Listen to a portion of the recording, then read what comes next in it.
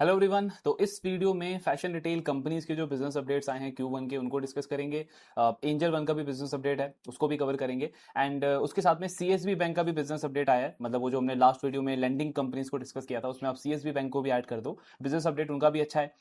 Loan book growth again उन्होंने guidance को out perform किया है। 25% का गाइडेंस होता है, उससे ज्यादा उनकी ग्रोथ आई है लोन बुक में। डिपॉजिट बुक की भी ग्रोथ अच्छी है, लेकिन कासा बुक उनका स्ट्रगल कर रहा है अभी भी। FY27 में उनकी मैनेजमेंट ने बोला है कि जो हमने नए ब्रांचेस वगैरह ओपन किए हैं, जो डिजिटल उस पर इन्वेस्ट किया है, प्लस जो नए ऑफिसर्स हमने हायर किए हैं, वो रिटेल डिपॉजिट बुक को हमारा ग्रो करेंगे FY27 के अंदर। फिर उनका गोल्ड वाला सेगमेंट आप देखोगे तो टोटल लोन में मोर देन 50% अभी उनका गोल्ड लोन है, और इस क्वार्टर में भी मेन ग्रोथ वहीं उसी बुक से आया है। मोर देन 40% उस बुक की ग्रोथ रही है। तो ओवरऑल नंबर्स अच्छे हैं। बैंक ही अच्छा कर रहा है। एसेट क्वालिटी में इनका Q3 में थोड़ा सा प्रॉब्लम था। Q4 में जैसे हमने डिस्कस किया था इनके कॉन कॉल में कि इंप्रूवमेंट आएगा, वो हमको देखने को मिला। Q4 में एसेट क्वालिटी इनकी इंप्रूव हो गई, ग्रॉस एनपीए डीपीडी के नंबर सब अच्छा है। बस पॉइंट ये है कि अगर मैं इसको बाकी बैंक से कंपेयर करूं, मतलब अपॉर्चुनिटी के पॉइंट ऑफ व्यू से, तो जैसे हमने टीएमबी बैंक को डिस्कस किया, कुछ स्मॉल फाइनेंस बैंक्स को डिस्कस किया, उतना अच्छा डील नहीं लगता उनके कंपैरिजन में। अदरवाइज बैंक अच्छा है। प्राइस टू बुक अभी भी इसका बहुत ज़्यादा नहीं है, 1.4 या 1.3 के आसपास है। और जिस तरीके के ग्रोथ नंबर्स हैं FY27 में तो नहीं, लेकिन हाँ FY28 में आपको अच्छा अर्निंग ग्रोथ इसमें देखने को मिल सकता है, इनको ऑपरेटिंग लिवरेज मिलेगा। तो ओवरऑल अपडेट अच्छा है।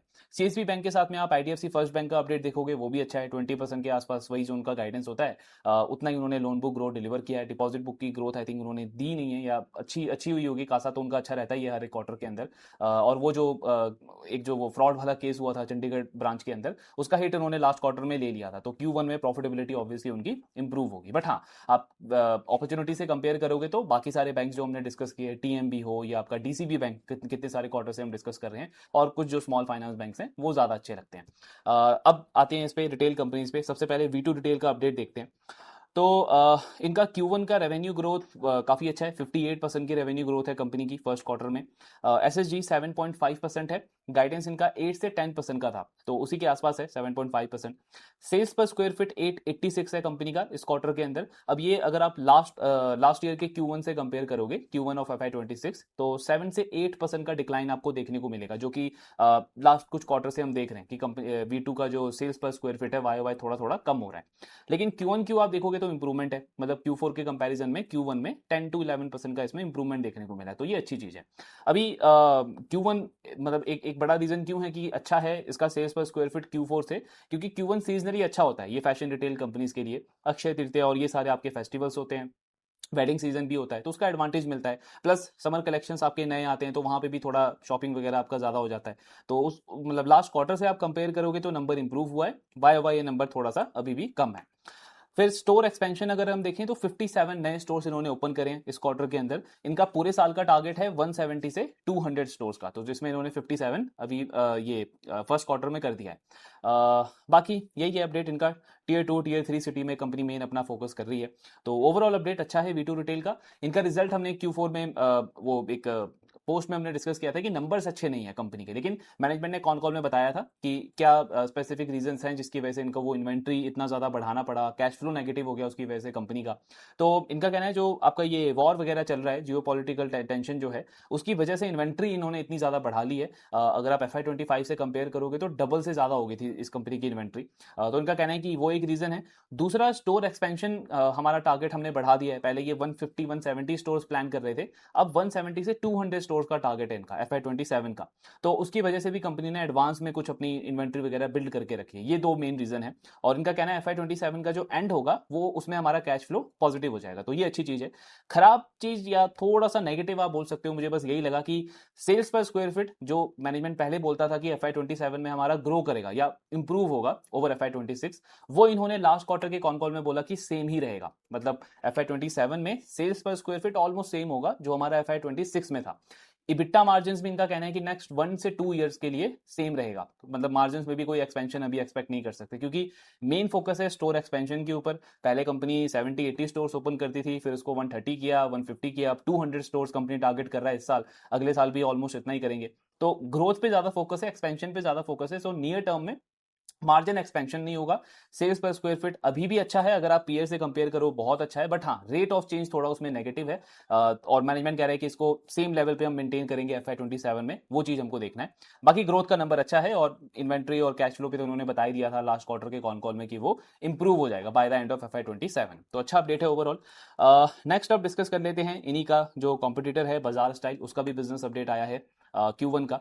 सो इनका अगर आप ग्रोथ वगैरह का नंबर देखोगे Q1 में, हाँ, तो रेवेन्यू ग्रोथ है इनकी 29% की, 29% की रेवेन्यू ग्रोथ है। इन्होंने भी गाइडेंस को वैसे मतलब गाइडेंस इनका 25% था, तो आउट परफॉर्म ही किया है गाइडेंस को। सेल्स पर स्क्वायर फीट इनका इंप्रूव हुआ है 2% वाई अगर हम कंपेयर करें। Q1 भी थोड़ा बहुत इंप्रूवमेंट ही देखने को मिला है। फिर इन्होंने 18 स्टोर्स ओपन करे हैं इस पर्टिकुलर क्वार्टर में Q1 के अंदर।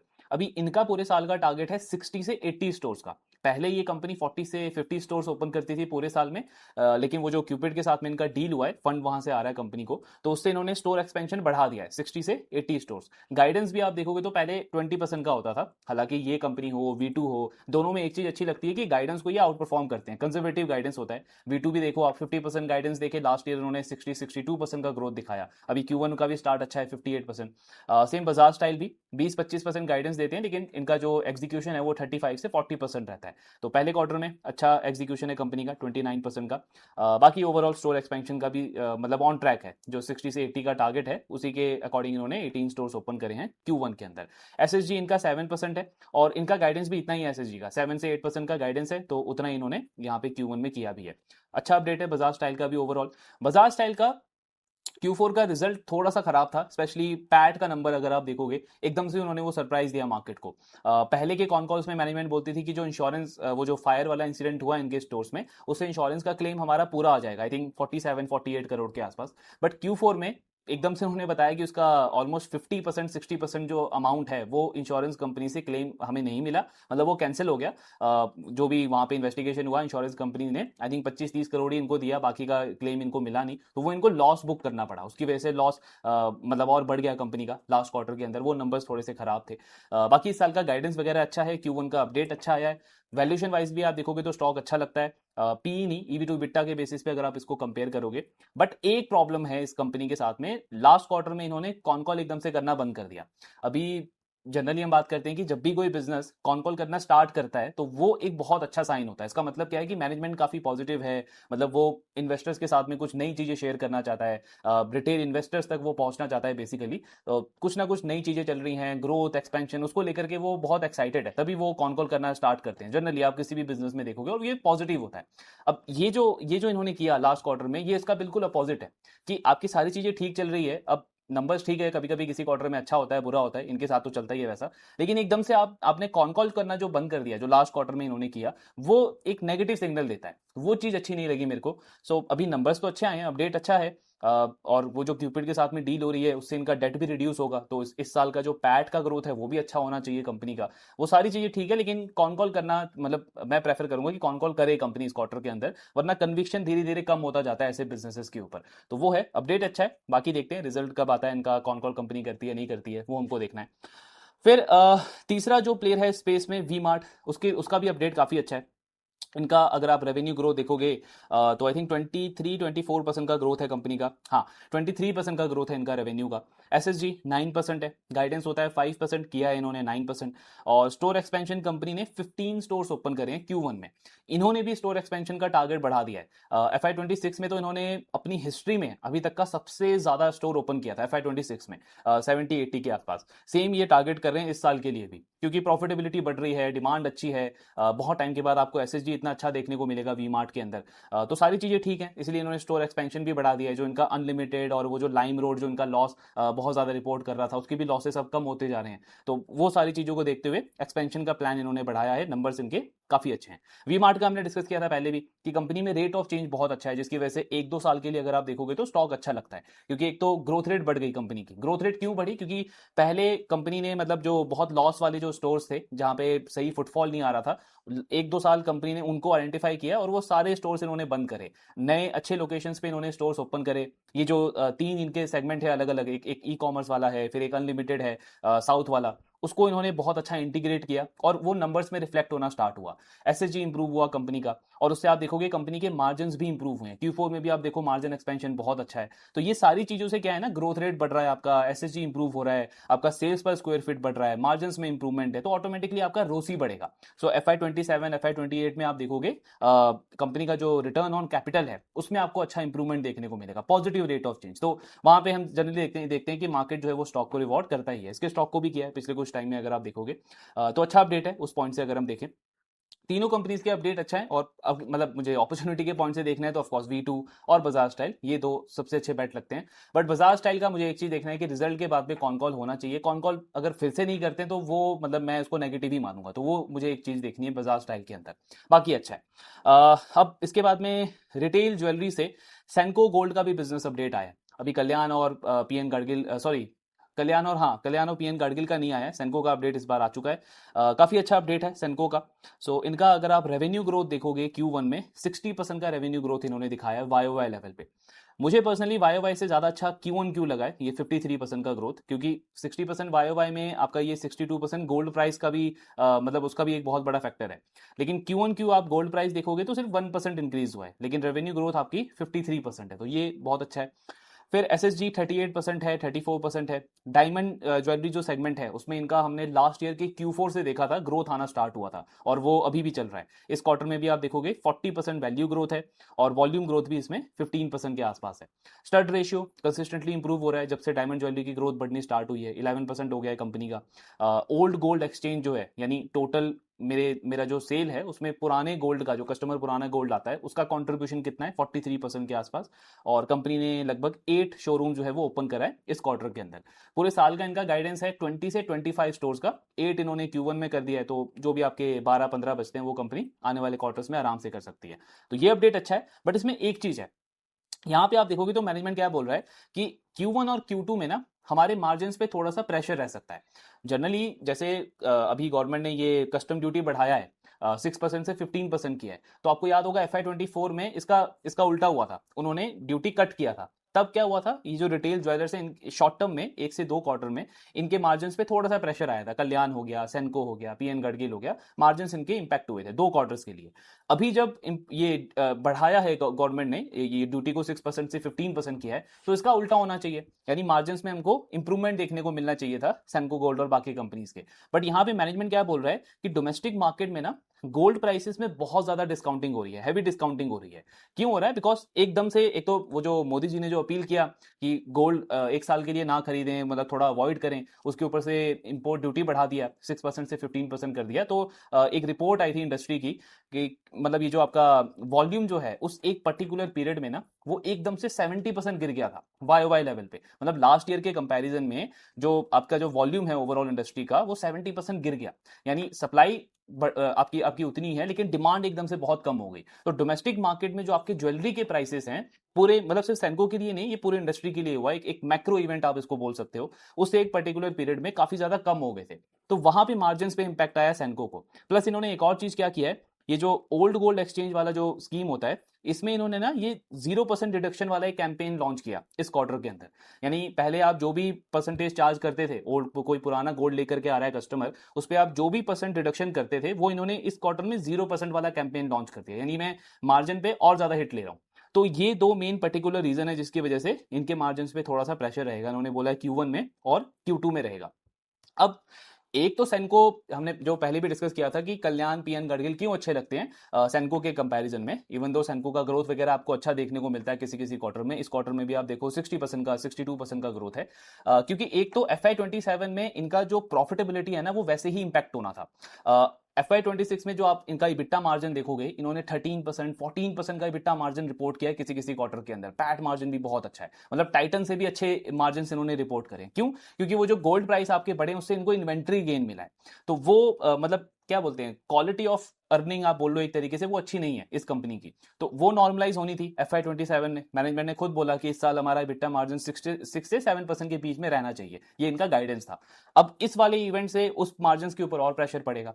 यानी एक तो वैसे ही आपका जो अर्निंग ग्रोथ है, पैड ग्रोथ है, वो रेवेन्यू ग्रोथ की कंपैरिजन में प्रेशर में रहेगा, क्योंकि लास्ट ईयर का आपका जो क्वालिटी ऑफ ग्रोथ था वो अच्छा नहीं था। मतलब बिजनेस की वजह से नहीं, सिर्फ गोल्ड प्राइसेस बढ़ गए उसकी वजह से आपको इन्वेंट्री गेन देखने को मिला था कुछ क्वार्टर्स के अंदर। तो मार्जिन पे प्रेशर वैसे ही रहना कहना था। दूसरा, इस इवेंट से प्रॉफिटेबिलिटी पे और प्रेशर रहेगा आपका अगले 1-2 क्वार्टर के अंदर।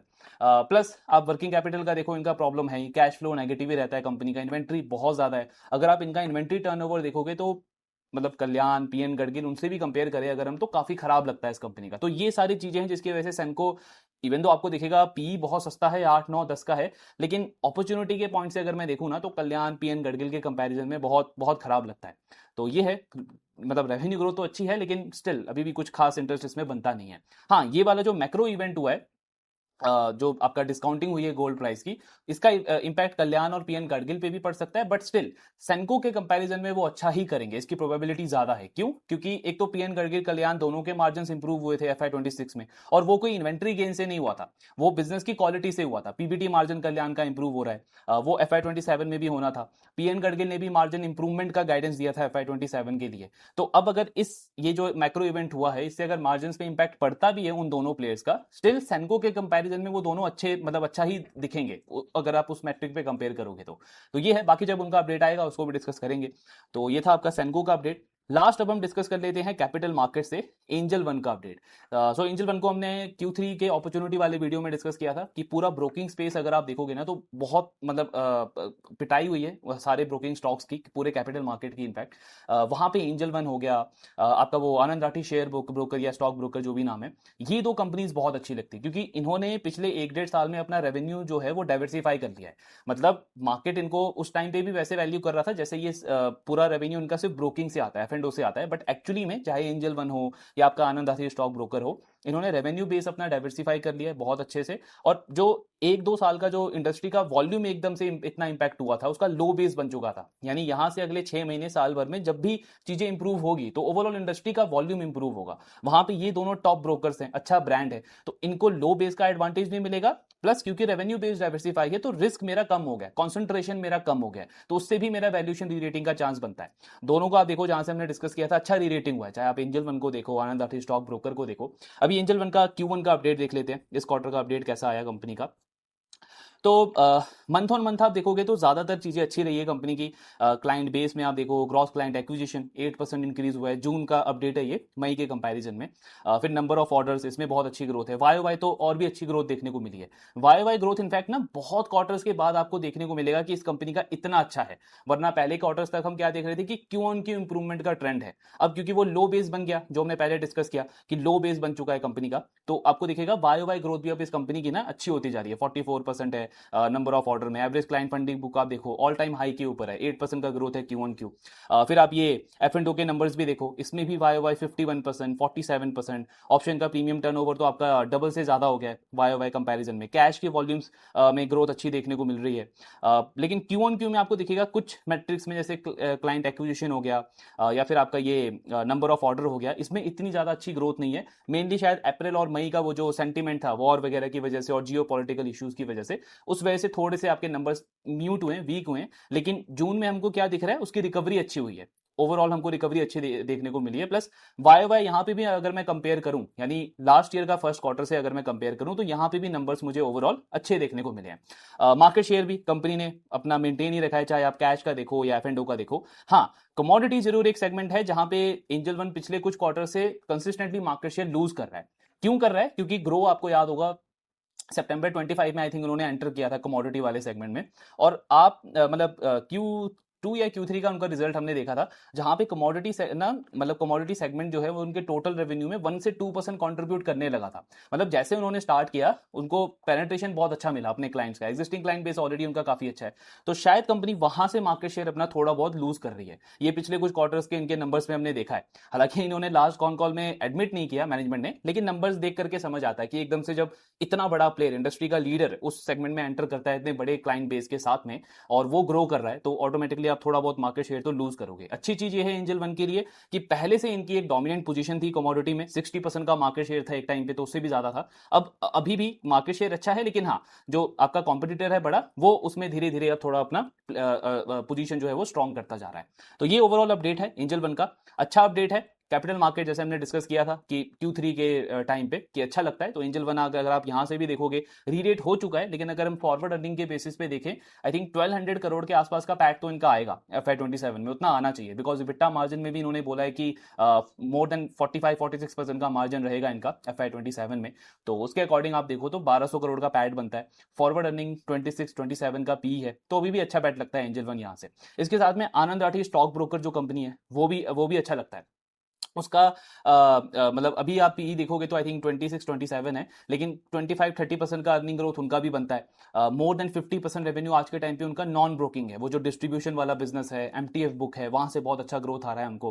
तो रेवेन्यू ऑलरेडी डाइवर्सिफाई हो चुका है। इस साल का गाइडेंस उन्होंने 20% के आसपास दिया है, मार्जिन उनके एक्सपैंड हो रहे हैं। और सेम ये जो फैक्टर हमने डिस्कस किया था कि लो बेस है आपका, पिछले 1-2 साल में आप देखो तो ये जो पूरी ब्रोकिंग इंडस्ट्री स्ट्रगल करी है जब से वो सेबी ने पूरा रेगुलेशन वगैरह चेंज किया। तो इन सारे जो अच्छे ब्रोकर्स हैं इन्होंने अपना रेवेन्यू बेस डाइवर्सिफाई कर लिया है, कोई डिस्ट्रीब्यूशन पे फोकस कर रहा है, वेल्थ मैनेजमेंट पे फोकस कर रहा है। एंजल वन ने तो खैर अपना फिनटेक, एएमसी, वेल्थ मैनेजमेंट वगैरह सबके अंदर एंटर किया है, तो इन सबका इनको एडवांटेज मिलेगा, मतलब आने वाले क्वार्टर्स में अर्निंग ग्रोथ आपको अच्छी देखने को मिलेगी। तो उसका भी अगर आप फॉरवर्ड पी देखोगे तो 21-22 का बनता है, पैग रेशियो बिलो 1 है, टॉप लाइन की ग्रोथ अच्छी है, अर्निंग ग्रोथ अच्छी है। तो ये दोनों जो आपकी कंपनीज हैं, एंजल वन प्लस आनंद राठी स्टॉक ब्रोकर, दोनों अच्छे बैठे हैं यहाँ से भी। बाकी इनका रिजल्ट आएगा तब और डिटेल में डिस्कस करेंगे। सो ये था आपका ओवरऑल अपडेट। कैपिटल मार्केट में आप एक और कंपनी को देखो, नुवामा वेल्थ, जिसको हम कितने टाइम से डिस्कस कर रहे हैं, अभी आई थिंक वो ऑल टाइम हाई के आसपास ट्रेड कर रहा है। सो नुवामा का भी एक पीरियड था जहां पे हम हर एक क्वार्टर में देखते थे, Q2 में, Q3 में, Q1 में, कि उसका रेवेन्यू ग्रोथ कम होता जा रहा है। पहले वो कंपनी 30-40% पे ग्रो करती थी, ऑब्वियसली जब ओवरऑल मार्केट में वॉल्यूम्स बहुत अच्छे थे। लेकिन जब वो रेगुलेशन चेंज हुआ, मार्केट में करेक्शन आया, बुल मार्केट से हम बेयर मार्केट के अंदर गए, तो जैसे बाकी कंपनीज पे इंपैक्ट हुआ, उस कंपनीज के अंदर उस कंपनी पे भी इंपैक्ट पड़ा। रेवेन्यू ग्रोथ उनका 30-40% से 20-25% आया। बट हम बार बार डिस्कस करते थे हर एक क्वार्टर में कि मेन फोकस ना हमको क्वालिटी ऑफ ग्रोथ पे करना है। नंबर्स जरूर कम हमको दिख रहे हैं, लेकिन हमको ये देखना है कि क्या कंपनी क्लाइंट तो नहीं लूज कर रही, क्या क्लाइंट एडिशन कंटिन्यू है नहीं है, क्या कंपनी एसेट मैनेजमेंट के अंदर अपने नए फंड्स लॉन्च कर रही है नहीं कर रही है, वहां पे कैसा रिस्पॉन्स है। वो सारी चीजें हमने हर एक क्वार्टर्स में देखा और उसमें इंप्रूवमेंट था। तो आपको 2-3-4 क्वार्टर बीच में जरूर ऐसे आए थे, पिछला 1-2 क्वार्टर तो उनका रेवेन्यू ग्रोथ भी बहुत स्लो हो गया था, 10% था, 5% था, 7-8% का ग्रोथ था, क्योंकि वो जो जेन स्ट्रीट वाला जो इशू हुआ, वो जो एक क्लाइंट का उनको इंपैक्ट पड़ा, उसकी वजह से ओवरऑल टॉप लाइन की ग्रोथ बहुत स्लो हो गई थी। तो अगर मैं सिर्फ टॉप लाइन ग्रोथ देखता तो मेरे को वो बिजनेस बहुत खराब लगता उस टाइम पे। बट हम वही डिस्कस करते थे कि सिर्फ पीएनएल नहीं देखना है, जो मेन रेवेन्यू के ड्राइवर्स हैं उस बिजनेस के, उस पर हमको फोकस करना है। तो वो आप देखो कंपनी के कंसिस्टेंट रहे, एंड फाइनली अभी मार्केट ने उसको रिवॉर्ड भी किया, ऑल टाइम हाई के आसपास है। ऐसा नहीं कि अभी कोई रिजल्ट आया या कोई न्यूज आया या उन्होंने एकदम से 40-50% का ग्रोथ दिखाया, नहीं, नंबर्स अभी भी वही है। बस बट मार्केट ने ये रिकॉग्नाइज किया कि वो सारी जो चीजें थी वो एक्सटर्नल चीजें थी, मतलब बिजनेस में कुछ ऐसा खराब नहीं हुआ था। वो जो जेन स्ट्रीट का जो इशू था वो तो आपका इस साल Q1 Q2 से नॉर्मलाइज हो जाएगा, तो वापस से ग्रोथ आपकी आने लग जाएगी। पूरा कैपिटल मार्केट का जो वॉल्यूम इंपैक्ट हुआ है वो भी आपका नॉर्मलाइज होगा। और उस पूरे फेस में इन तीनों बिजनेस को आप देख सकते हो, मोतीलाल हो गया या आपका नुवामा हो गया, आनंद राठी हो गया, तीनों के जो मेन मैट्रिक्स होते हैं किसी भी वेल्थ मैनेजमेंट बिजनेस को देखने के लिए, चाहे आपका वो जो हम बात करते हैं कि फ्रेश एडिशन कितना हुआ, फ्रेश पैसा आ रहा है कितना आ रहा है क्लाइंट से, क्लाइंट एडिशन कैसा चल रहा है, क्लाइंट रिटेंशन किस तरीके का है, एसेट्स ग्रो कर रहे हैं नहीं कर रहे हैं, वो सारे मैट्रिक्स इन तीनों कंपनीज के अच्छे थे और उसी का रिवॉर्ड हमको देखने को मिला है। तो वो बिजनेस अभी भी अच्छा कर रहा है। बाकी यही है, और जिन कंपनीज के रिजल्ट आएंगे उनको डिस्कस करते रहेंगे। आपकी जो डाउट्स हैं शेयर करते रहिए। Thank you very much.